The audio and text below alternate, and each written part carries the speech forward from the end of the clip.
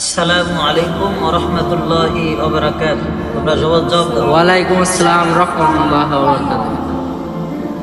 আজকের আলোচনার মূল বিষয় হচ্ছে ইস্তেনজা খানায় প্রবেশ করা এবং ইস্তেনজা করে বাহির হওয়া। এই দুইটা সুন্নাত নিয়ে আলোচনা হবে ইনশাআল্লাহ।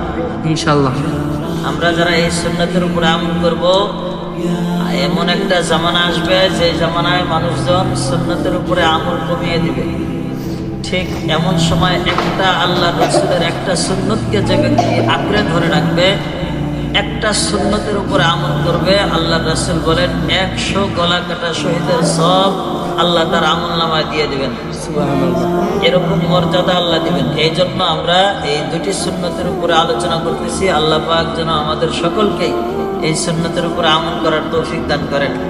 আমিন। 1 নাম্বার, বাথরুমে প্রবেশ করার সময় এই দোয়া পড়া, বিসমিল্লাহি আল্লাহুম্মা ইন্নী আউযু বিকা মিনাল খুবুসি ওয়াল খাবাইস।